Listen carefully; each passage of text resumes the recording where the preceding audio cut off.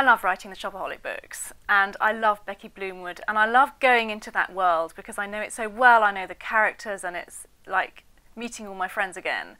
But I also get a real buzz from writing the standalone novels, and I think it's because it's all new.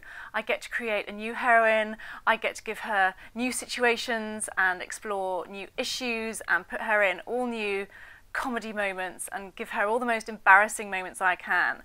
Plus, I get to invent a brand new hero, because my job is really hard like that, and have a new romance. I mean, I love Becky and Luke, don't get me wrong, but they've met, they've had that initial frisson, boy meets girl. That's happened. When I do a standalone novel, I can have that all over again, and it's really exciting. That's probably giving away too much. I just love it. So I'm really excited about the new book.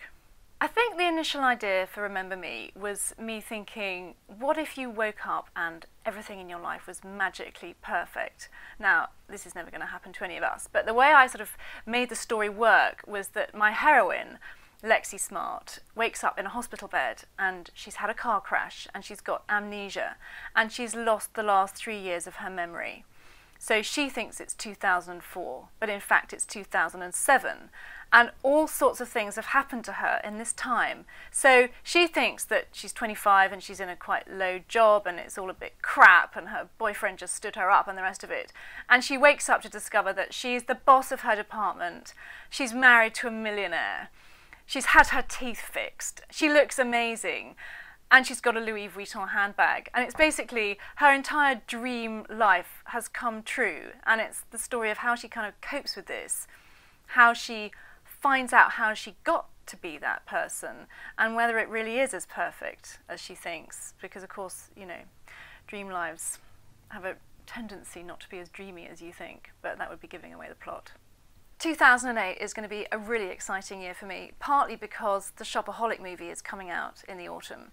And this has been something I've been sort of dreaming about really ever since I wrote the first book and it was optioned, which is now 7 years ago. So, you know, I have waited quite a while for this, and now it's really, really going to happen. And I'm just incredibly excited. I think it's being reset in the States, but I think it's going to have exactly the right tone to it. It's going to have the spirit of the books. It's going to have recognisable moments and scenes and characters and everything that the readers love and that I love. So I do think it will be a really great adaptation. I think Isla Fisher will be fantastic. I think she's such a funny actress, and I was absolutely thrilled when I heard she was going to play Becky Bloomwood. I could immediately see it, you know, I could just visualise her being Becky. And the director is PJ Hogan, who made My Best Friend's Wedding, which is one of my all-time favourite films, and actually also has quite a flawed heroine who you love in spite of all the mistakes she makes, and it's just really, really funny. So I'm really, really excited about the film.